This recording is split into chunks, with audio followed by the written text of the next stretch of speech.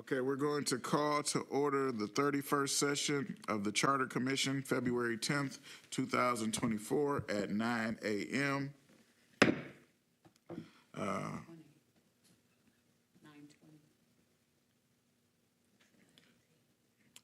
Roll call. 9:18.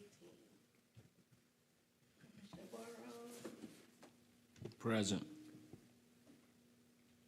Garrett, Killian, Payne, Present. Ramsey, Stewart, Turpin, Here. Williams, Present. Ibarra. Present. Vice Chair, you have a quorum.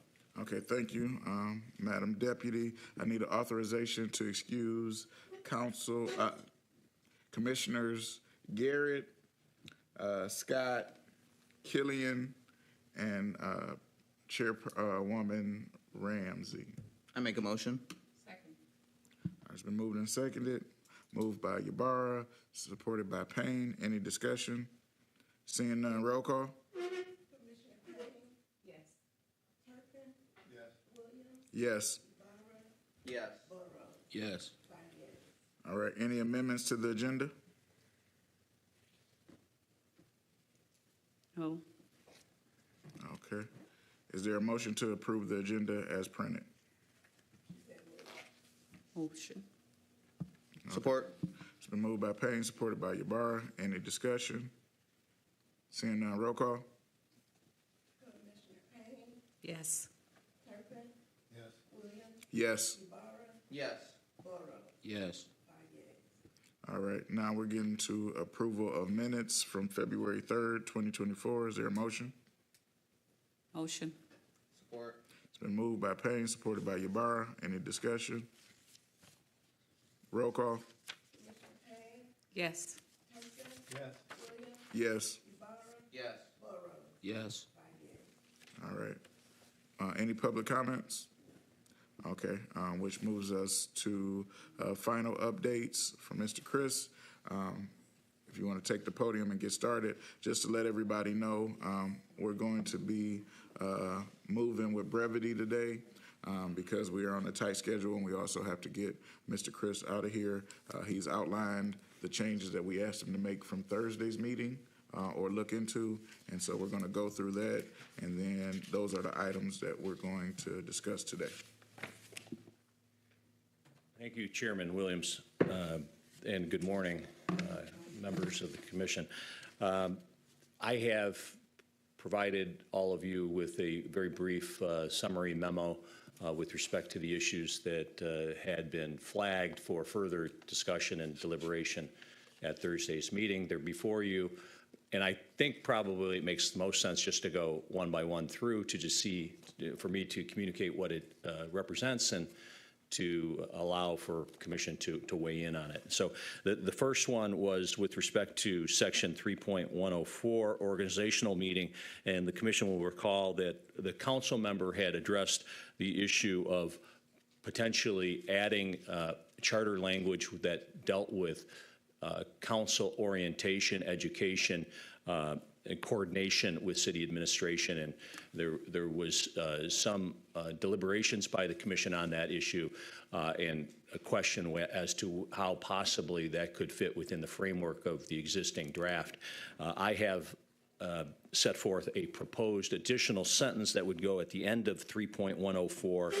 It would read, "The rules shall address council governance, council orientation, council communication, and coordination with city administration, and such other information council deems appropriate," period.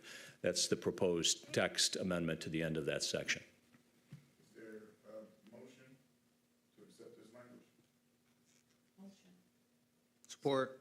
All right, it's been moved by Payne, supported by Ibarra. Any discussion? Seeing none, roll call. Commissioner Turpin, yes. Williams, Yes. Ibarra, Yes. Burrows, Yes. Payne, Yes. 5 yeas. The next item would be section 3.113. Again, the discussion was raised as it relates to a potential additional guardrail with respect to the ability of the city to sell property, real property, and more drilling down a little bit more, the focus was on park property. And the proposed text is in red in your memo. For your consideration, it would read, "The city shall not sell, transfer, or divert to any other use parkland unless approved by a majority of electors." And then it continues, "Parkland shall include any public park, public recreation area, or public playground area owned by the city within the city." Just a couple of points. That definition of park land is slightly more narrow than the council woman had in her materials. I think it is a little bit sharper and more appropriate than the broad definition that was included in her draft materials. But obviously, that's an issue for the commission. And then the majority of electors, it provides, as drafted, a simple majority. It does not have any heightened approval requirement of the city electors. That's obviously a secondary issue for the commission to weigh in on.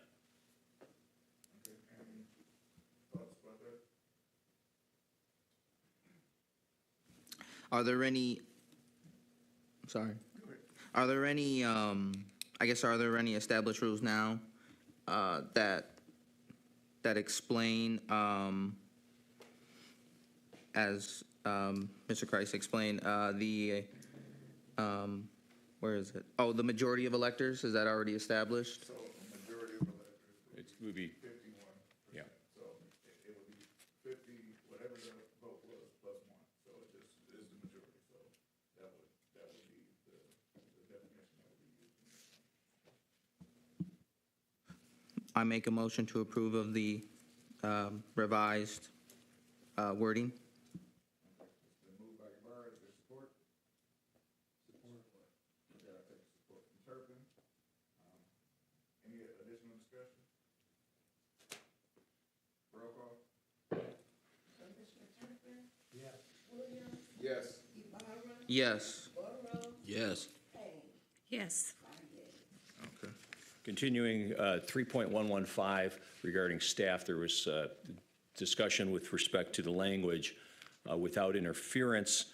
This is focused on council staff, and there was text that indicated it would that those persons would serve at the pleasure of council without interference of the mayor, appointee of mayor, or staff of the executive branch. That seemed to me to be a little bit unclear, and the proposed revision would read that staff or persons engaged pursuant to contract serve at the pleasure of council and shall take direction from council and not be under the direct supervision of the mayor, appointee of the mayor, or other staff from the executive branch. That's the proposed amendment.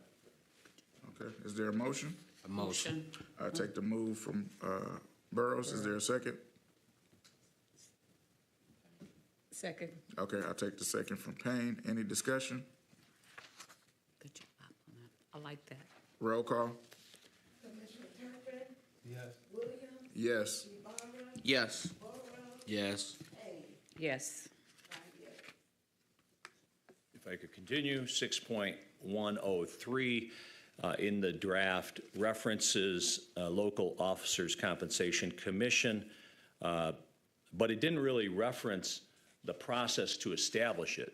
So I think that was just an oversight. My proposed language would read, which shall be established by ordinance. That's the process for establishing a local officers compensation commission. And so that would be the proposed amendment at the end of that section. Okay, is there a motion? Moved by Turpin. Is there support? Support by Burrows. Any discussion? Roll call. Commissioner Williams? Yes. Ibarra? Yes. Burrow? Yes. Payne? Yes. Turpin? Yes.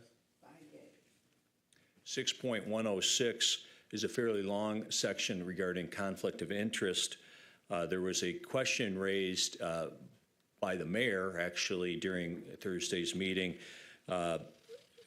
questioning a little bit about the clarity of the previous draft language that referenced a city officer or appointee who had a relative by blood or marriage within the second degree. That is a legal reference to the second degree of consanguinity, and I have proposed alternative language, which would, that's what it means, which would be an elective city officer or appointee who is a relative of an applicant for employment by the city, being the individual's parent, grandparent, child, grandchild, sibling, or spouse thereof, shall immediately be disqualified from and shall not participate in any way in the hiring process for that applicant. Okay, is there a motion? Motion. All right.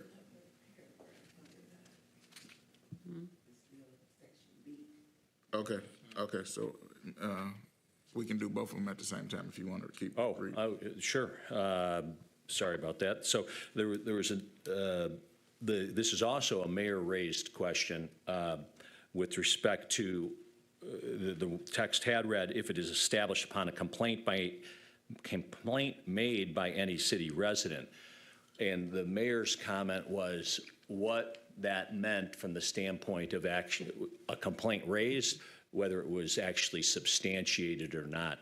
And so to try and address that concern, the proposed text would be after complaint made by any city resident, if it is determined by a court of competent jurisdiction. And that way there would be some actual due process determination that that complaint was substantiated. Okay, is there, go ahead. Vice Chair, does, so if it is determined by a court of competent jurisdiction, does that invite wording for the public integrity officer to oversee that?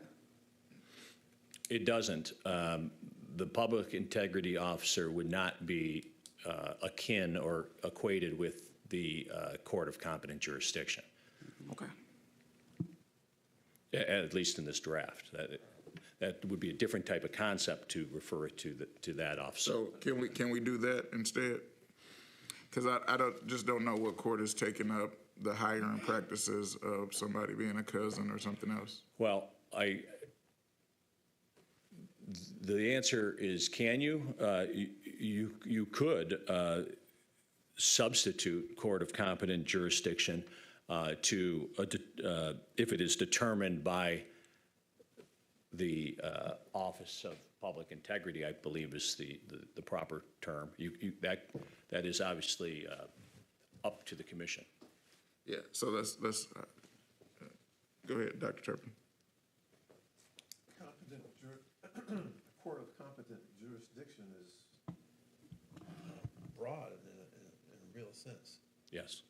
Could it, in fact, do that broadness? I mean, it says court, but would that include like I don't think so. I don't believe. I'm sorry. Yeah. So yeah, I don't think so, Dr. Turpin, because if it has to be listed as a court. What I'm saying to you is I wouldn't want the city spending money where somebody can actually just really go on Facebook and look and see that that is the son of the candidate and they were in the hiring process. This is only them not being able to participate in the hiring process. It doesn't have anything to do with them being able to work for the city or anything else. This is just if there's a job application in the mayor's office, the mayor's son shouldn't be he shouldn't be overseeing the process of hiring that person for the job. So that's why I said it may be a better job for the public integrity officer than trying to take this stuff to court. Yeah. Yeah, I see your hand, Payne, but I'm just waiting for Turpin to be done. well, I'm just trying to gather in what this all this stuff is. There's so much nitpicking. I suppose it's a reality that could come to pass.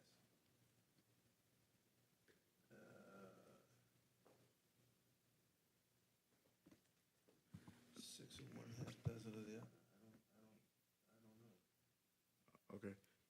Payne and then Ybarra. Well, what concerned me about this back some time ago is that I could not understand how anyone but a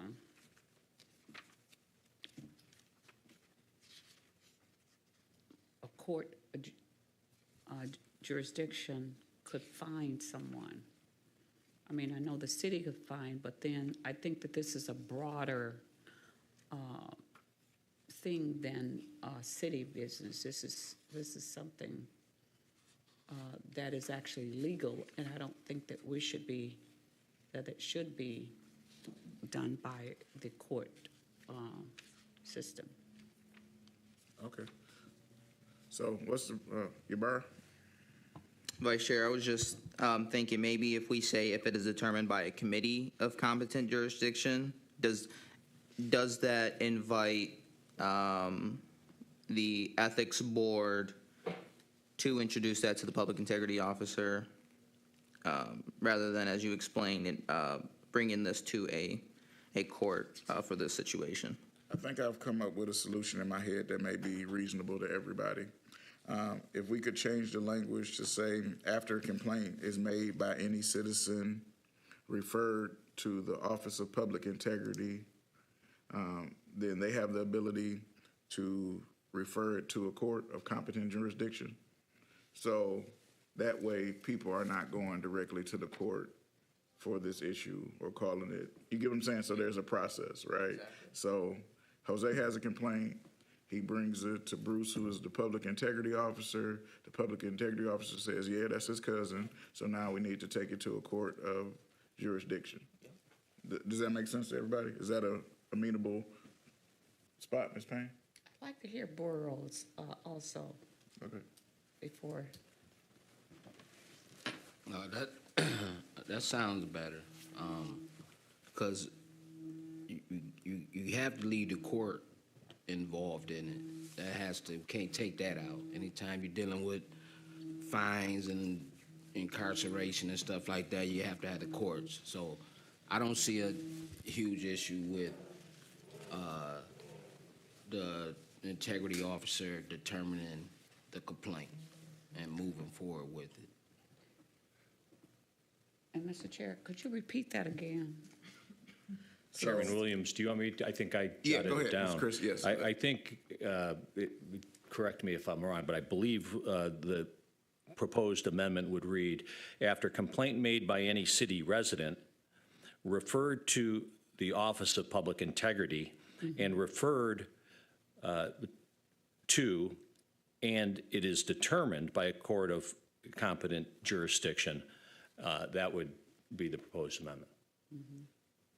Yes. I make a motion to Second. approve.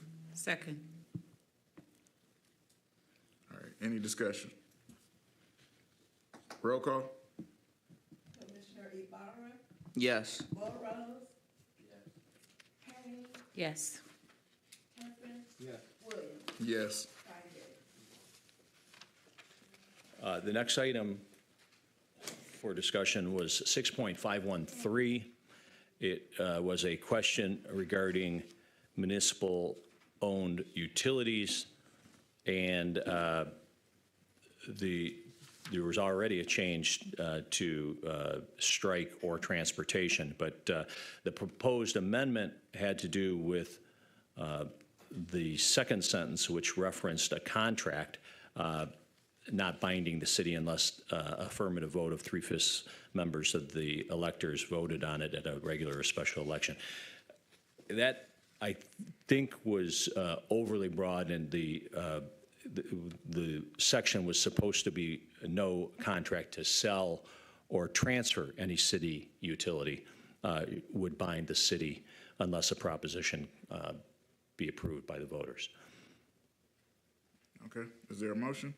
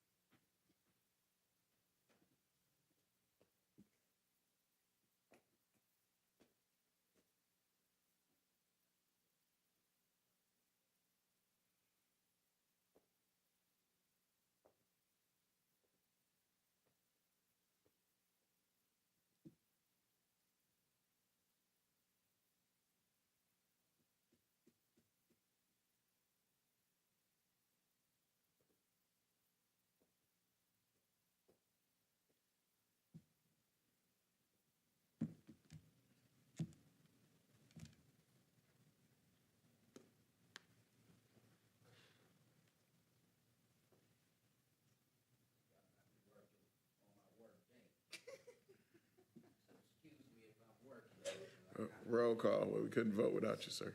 Bills gotta get paid. Yeah, okay, we're almost done. So, all right, roll call. Okay, what we roll calling on? 6.513, adding the language that says no contract to sell or transfer any city utilities shall bind the city unless a proposition thereof receives the affirmative vote of 3/5 of the electors voting thereon at a regular or special election.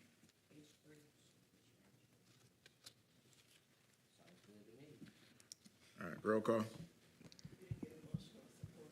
So, I make a motion. Support. All right, it's been moved by Ybarra, supported by Payne. Any discussion? Roll call. Commissioner Burrows, Yes. Payne, Yes. Turpin, Yes. Williams, Yes. Ibarra, Yes. 5 yeas. The next item, there's actually, the next item references the section 6109, which I can't find in there, and I was not able to communicate with Commissioner Stewart, but I think that still needs to be checked into. So the actual next item for discussion right now would be 7.207. And there, as drafted, is a separate authority for the local officer compensation committee to, for the budget of the Office of Public Integrity to be established by the local officers compensation committee. And I have, at the back of my memo, included the section of the Home Rule Cities Act, MCL 117.5 small c, which does provide the authority to create a local ordinance compensation commission, but it is limited to, in that statute, establishing the salaries for elected officers, and the budget, as currently drafted, the Office of Public Integrity is an appointed position. So there's arguably not the authority for the Compensation Commission to establish those salaries. Additionally, there is that tension as the majority of the budget's approved by council. One solution that the commission might want to consider would be to change the reference to the local officers compensation commission and actually identify a certain amount. And it could, that it would provide that the budget be a certain amount, and it could be tied with a CPI index so that it is adjusted as appropriate to future changes. I've worked on some draft language that could be considered by the commission. Sorry I didn't have it previously typed out, but it would be, it's probably best if I read the whole section. It would, as proposed, read, the budget of the Office of Public Integrity shall be separate from the budgets of other city agencies and the local officer and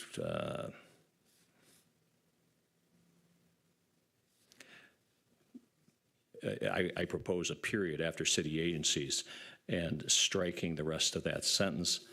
And then continuing, the city council shall annually appropriate in an amount not less than, there's a blank line there, which amount shall annually be increased by the Consumer's Price Index for the Detroit, Warren, Dearborn area, or such other consumer price index in the Southeast Michigan. Then continuing, comma, sufficient to enable the Office of Public Integrity to fulfill its duties and responsibilities as outlined in this charter. So there's a gap because I don't include what that amount is, because I don't know what the commission would propose it to be. So Yeah, so that's, I think we need to make a discussion on that. First, do we like the setting a minimum so the city council can actually appropriate to that department? How's that? Vice Chair, is there anything that we can say, maybe the average wage, the average yearly wage of a public integrity officer position? Is that giving it too broad? Do we need to have an exact number, or can we go based off every year seeing the different wages of a public integrity officer and establishing the average of that year, so to speak, and going based off of that? the challenge I see is knowing what that starting point is. You could either, you could tie it to some other office in the city, would be one way to do it. But again, I don't know those salary ranges. I think one of the things we probably could do, because it's a smaller office and probably is more comparable, maybe saying no less than the salary from the purchasing department. Because a lot of the contract compliance piece of the public integrity officer goes hand in hand with that office. So whatever they're staffing that at least that would be the minimum in order to have it. So then the council sets what the purchasing agents is, so they have at least a flexibility to make something that's apples to apples, and it doesn't also break the budget. Because if we say $300,000, that makes sense for right now. That may not make sense in the future, but then if the city goes on hard times or whatever, they need to be able to reduce it also. So I don't want to make it a burden on them. So I think that if we can tie it to a department as the salary, as a minimum, they can always go up above it, but at least there's a baseline in that portion as a purchasing agent. But I would love to hear everybody else's thoughts, because I'm just spitballing. Yep. Vice Chair, would you say the purchasing department would have the same amount of staffing as the Office of Public Integrity? I think as a minimum baseline, I'm pretty sure, because in my mind, I think you got the public integrity officer, maybe a secretary or somebody else in that office, and that's probably it. So probably 3 staff people at the most included. But like I said, the purchasing agency always is kind of flexible, where it's something that's comparable. If people, because people who have not been in City Hall, the purchasing agency is like that little office that is right there, and they deal with the suppliers and that kind of thing. So I think it may be comparable and not necessarily break the bank. Because if you tie it to the city council office, which is a higher threshold because they got projects and other things, or if you tie it to the mayor's office where they got staff, that's something different. So, and then even our accounting department is pretty big as far as what they're spending. So, anybody else's thoughts? Payne? Well, I just had a question in regards to, remember why we decided on a separate budget? Yes. The reason for a separate budget is because they need to have autonomy. If their budget, so in the past, we had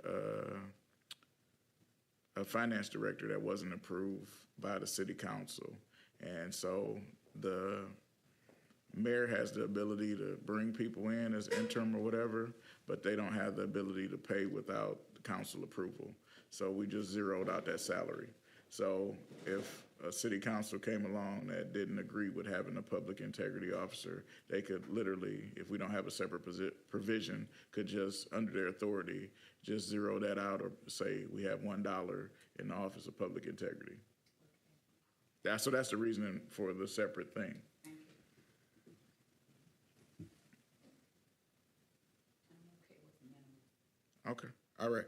So I need a motion to amend the section to say the budget of the Office of Public Integrity shall be separate from the budgets of other city agencies, period. The city council shall annually appropriate funding no less than the purchasing department of the city. And then add the language about the cost of living, I guess.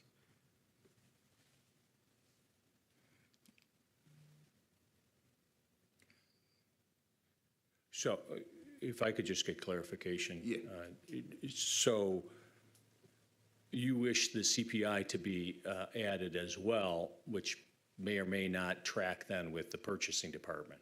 Well, okay, so probably leave that out then. So let's say the purchasing department as the minimum. So if you can give me that Not language.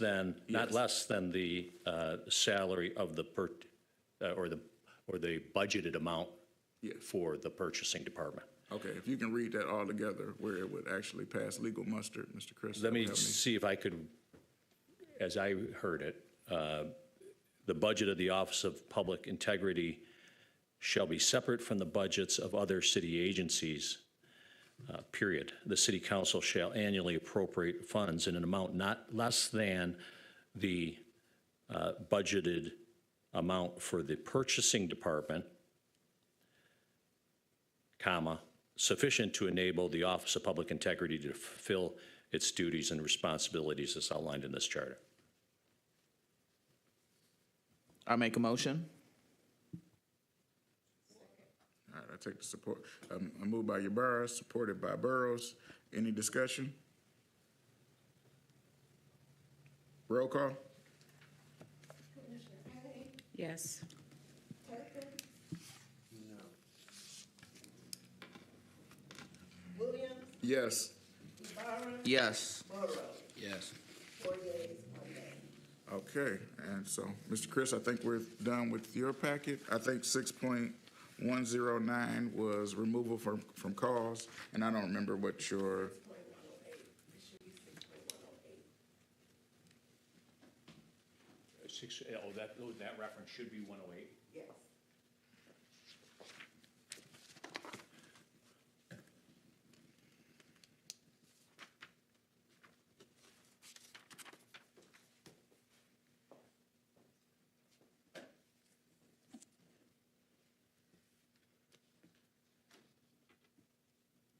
so we're talking about the retirement plan? In section 7.202, at the bottom where it referenced 6.109, it should be 6.108. Oh, okay.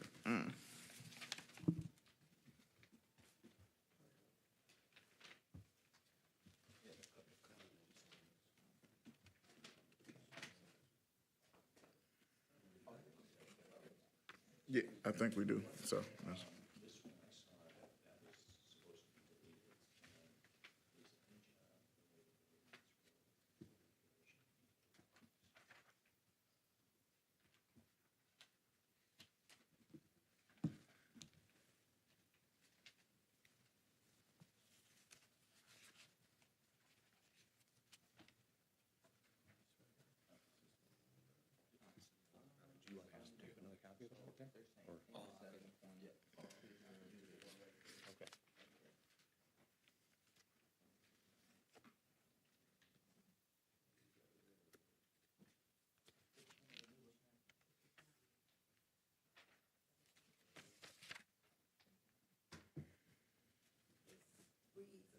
Commissioner, do you want me to address that?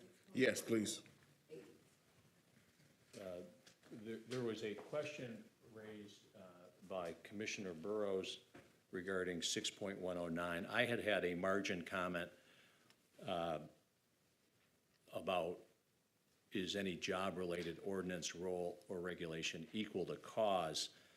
It seemed, the section is talking about cause, and then lists some items that could be considered cause. But it has any violation of this charter or any job-related ordinance, rule, or regulation. That seemed to me to be pretty broad and might, somebody who is a minute late might be violating a job-related regulation. I don't think that normally would be akin to cause. And so it seemed to me that was overly inclusive of what might be cause. Cause where the other categories seemed right, but any job-related ordinance, rule, or regulation seemed to me to be difficult to really identify, and it could then be used in a manner that is beyond what the intent of the charter really meant, So what's your proposed language is to delete any job-related ordinance, rule, or regulation. from 6.109? Oh, it's, So you could add it after or a violation of this charter, period. okay, I'm just looking at the sheet I got in this clauses at 6.109, so from the last one. That's, I'm just looking at these notes. But either way, so it's 6.108, Ms. Sheila? Yes, sir. Okay, all right, great. So we're gonna go to 6.108, and is there a motion to strike any job-related ordinance?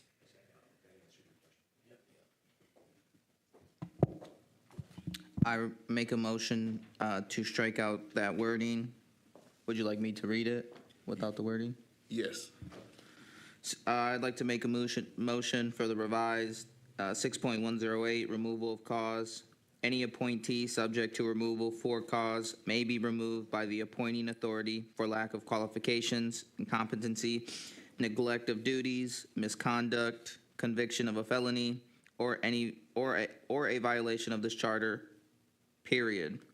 An appointee may not be removed under this subsection without an opportunity for a public hearing before the appointing authority. A copy of the charges shall be furnished at least 10 days in advance of the hearing. All right, it's been moved by Ybarra. Is there a support?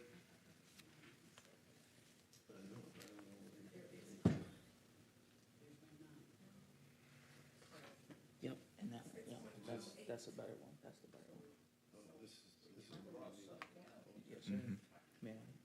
And then It's just differently numbered. So if you look in your packet that you're following along with today, Payne, it's 6.109. So now, what I'm saying to you is if you look in your minutes from today, it's 6.109. But as we've made changes and deleted items, it's 6.108 in the actual charter. So the language that just for brevity's sake, if you look at 6.109 today, that's where we're reading from.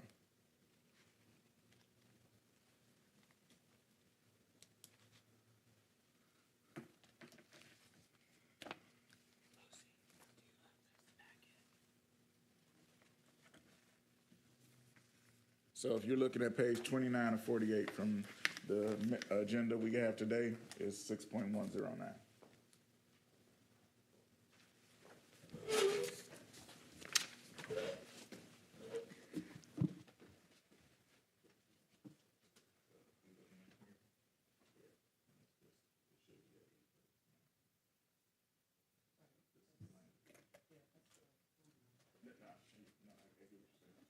That's what I'm saying to you, the numbers haven't caught up, so.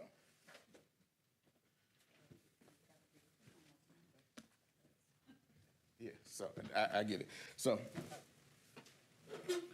there's a motion, is there support? Support.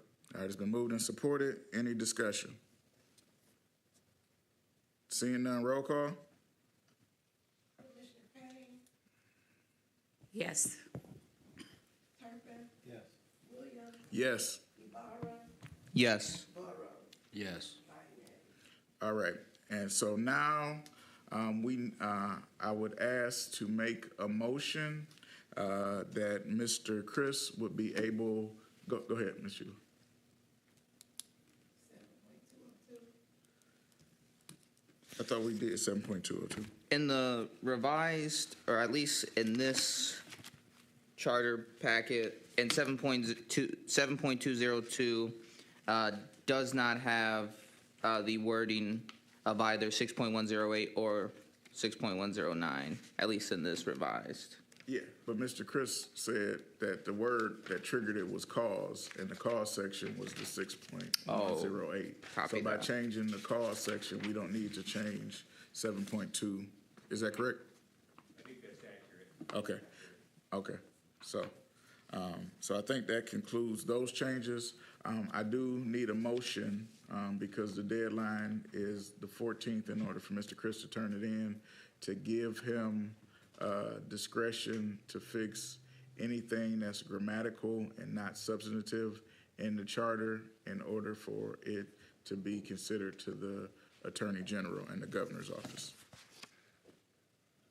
Chair, I know that, you know, Ms. Grandison is working, and I know she has a busy plate of items. When do you anticipate those summary comments? I would be getting that draft back, and then it would go to the motion that I think you're proposing, right? Right, but I don't have a timeline that I can give you because I'm not the one doing it. So what I want to do is give you the permission to change it once you've received those changes and being able to submit it. So that's as good as I can do because it makes no sense for me to say it's going to be available to you Monday and it's not I want available. to make sure everyone is aware of that.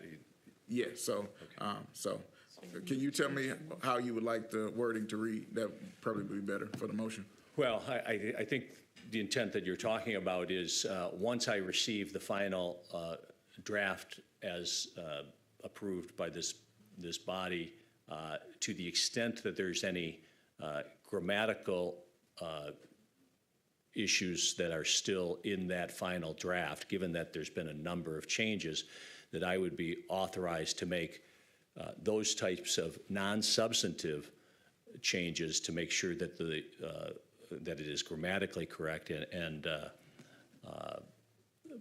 appropriately presentable for submission to the Governor and the Attorney General.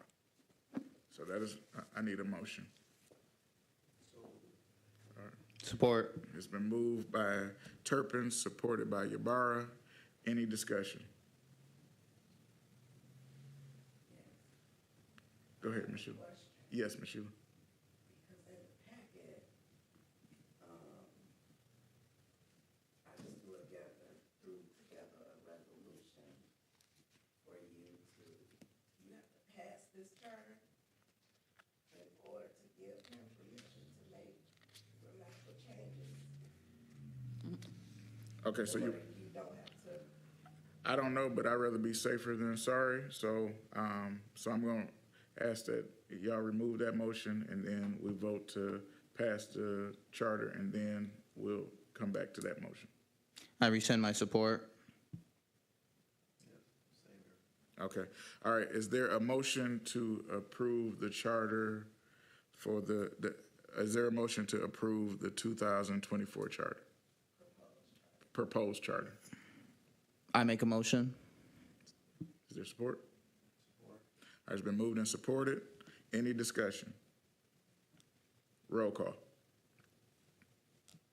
Commissioner Turpin, Yes. Williams, Yes. Ibarra, Yes. Burrows, Yes. Kane, Yes. 5 yeas. All right, thank you. And now, Mr. Chris, can you restate the motion again so we can get a move and support? Chairman, I think the motion would be to, once receive the final approved version, to make any necessary grammatical corrections of a non-substantive matter prior to submitting it to the Attorney General and Governor. All right, is there a move? I make a motion. All right, is there support? Second. All right, it's been moved by Ybarra, supported by Payne. Any discussion? Seeing none, roll call? Commissioner Turpin, Yes. Williams, Yes. Ibarra, Yes. Burrows, Yes. Kane, Yes. 5 yeas. All right, thank you. And that concludes our formal meeting. We do have closing comments. We'll start with Ms. Payne. Pardon? Closing comments? I'd like to thank everyone for their support and time spent in trying to get the charter together, and especially with the timeline that we had to do it, with the less timing that we had to do it. And thank you, Attorney Chris, for your support in this, and especially our clerk. Did you get that? Madam Sheila.